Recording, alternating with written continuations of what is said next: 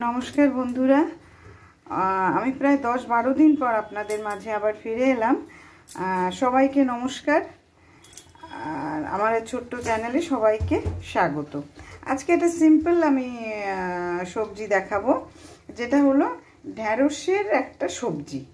আমি ঢ্যাঁড়সটা ভালো করে ধুয়ে কেটে নিয়েছি। কেটে দেখুন এইরকম এরকম টুকরো করেছি।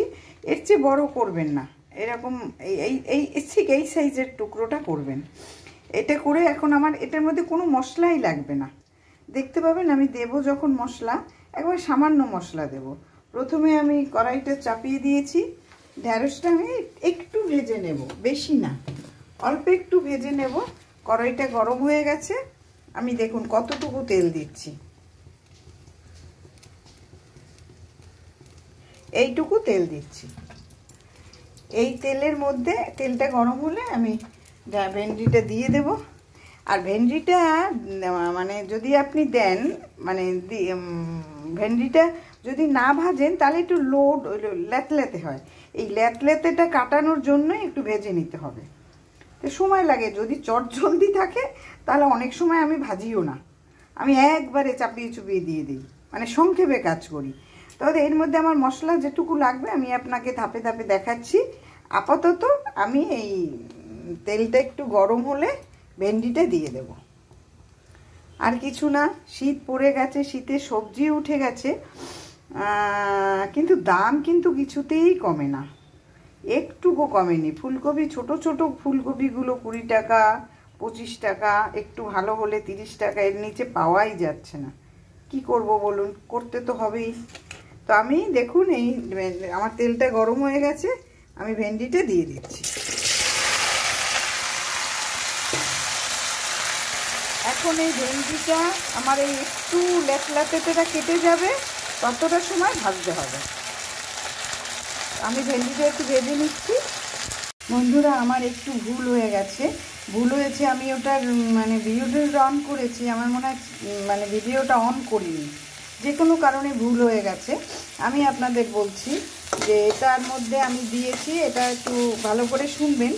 আমি অল্প একটু 1 চামচের মতো, ছোটো টিস্পুনের 1 চামচের মতো আদা রসুন বাটা দিয়েছি। 1.5 চামচ আমি জিরে ধনে বাটা দিয়েছি। 2 চামচের মতো পেঁয়াজ বাটা দিয়েছি।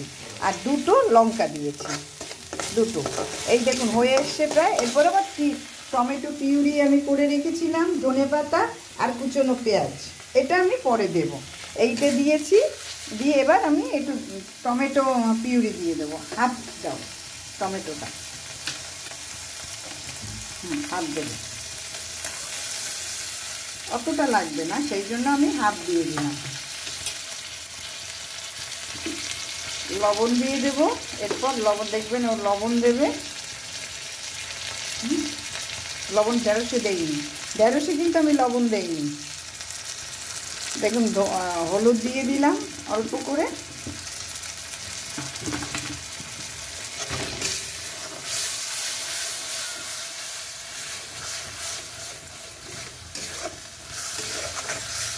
আর এইটা হতে হবে। আর আপনারা জানেন আমি একটু চিনি না হলে আমার ভালো লাগে না, এই জন্য এটার মধ্যে একটু চিনিও দিয়ে দিচ্ছি। আপনারা চিনি না দিলে সেটা স্কিপ করবেন, চিনিটা স্কিপ করে দেবেন, আমাদের একটু চিনি লাগবে। এখন এইটা সুন্দর তেল বেরোতে হবে।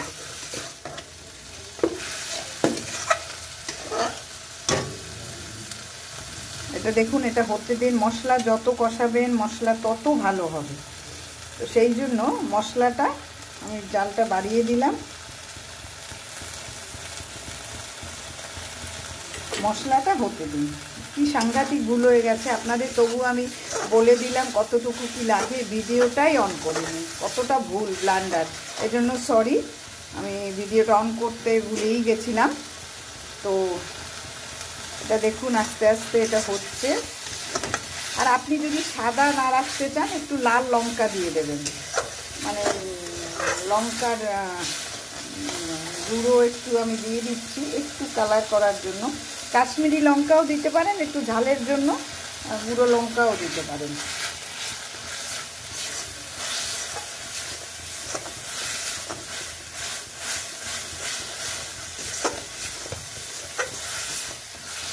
একটু কালার হয়েছে, দেখুন তেল বেরিয়ে গেছে, দেখুন ভালো করে দেখুন তেল বেরিয়ে গেছে। এখন আমি কি করব, ঢ্যাঁড়সটা দিয়ে দেবো।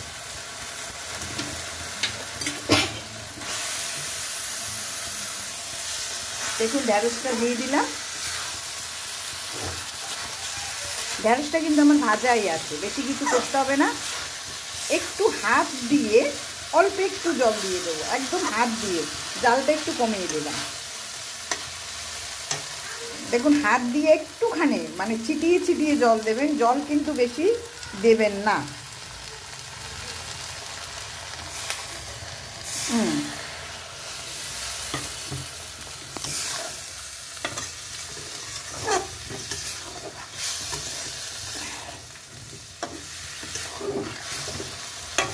হ্যাঁ, এই যে আমি নামাবো, এখন আমি পেঁয়াজটা দিয়ে দিই। এই যে হ্যাঁ, লঙ্কা দুটো না তিনটে দিয়েছি, একটু টেস্ট করলাম, ঝাল হয়েছে, তা লঙ্কা আর আমি দেবো না। এমনি দিতে পারেন, একটু গন্ধ যদি ভালো আসে।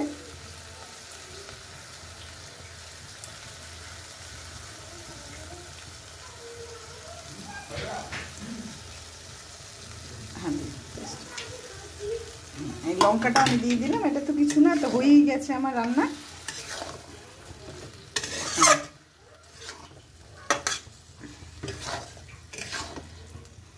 পেঁয়াজটা একটু কাঁচা কাঁচা থাকবে, একটু সিদ্ধ হয়ে কাঁচা কাঁচা থাকবে, পেঁয়াজটা খুব ভালো লাগবে। হ্যাঁ, 5 মিনিট আমি বললাম 2-3 মিনিট আমি একটু ঢেকে দেব। 2-3 মিনিটের জন্য ঢেকে দিচ্ছি।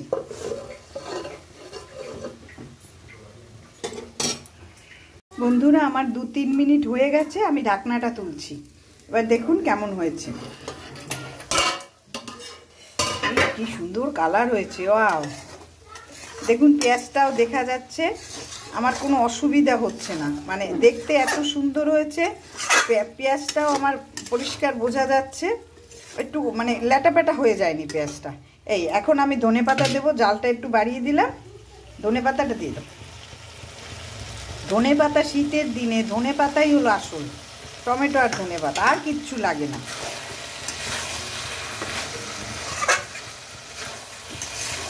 ব্যাস, আর বেশি নাড়াচাড়া দেওয়া যাবে না, কারণ তাহলে ঢ্যাঁড়সগুলো ভেঙে যাবে। তা আমি জালটা বন্ধ করে দিচ্ছি, আমি এখন নামিয়ে নেব।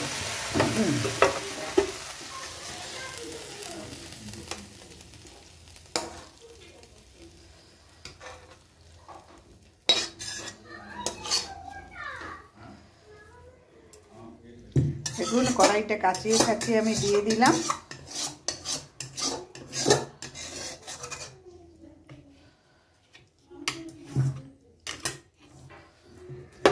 তো আজকে আমি করলাম নিরামিষ ঢ্যাঁড়স সবজি। দেখুন মশলাও কিন্তু খুব একটা দেইনি। আর আপনি যদি এটার মধ্যে একটু চিংড়ি মাছ দেন তাহলে আমিষ হয়ে যাবে। আর আমিষ হলে কিন্তু আপনার ওই ধনে জিরে টিরে কিছু দিতে হবে না, শুধুমাত্র কাঁচা লঙ্কা, পেঁয়াজ, টমেটো, আর এই কাঁচা লঙ্কা, পেঁয়াজ, টমেটো, হ্যাঁ, আর ধনেপাতা, বাস। আর যদি নিরামিষ করেন তাহলে একটু আপনার ওই জিরে ধনে এগুলো বাটা ফাটা দিতে হয়। তো দেখুন আজকে নিরামিষ কেমন লাগছে, প্লিজ আপনারা চেষ্টা করবেন, খুব সহজে শীতের দিনে যে কোনো সবজি রান্নাই ভালো। আমি সবজি দেখাবো, মাছ মাংস তো অনেক দেখিয়েছি, এবার সবজি আপনারা দয়া করে আমার চ্যানেলটা একটু যদি ভালো লাগে আমার চ্যানেলটা সাবস্ক্রাইব করবেন, আমার পাশে থাকবেন। ইউটিউবে দেখলে সাবস্ক্রাইব করবেন, ফেসবুকে দেখলে আপনারা ফলো করে পাশে থাকবেন, লাইক করবেন, শেয়ার করবেন।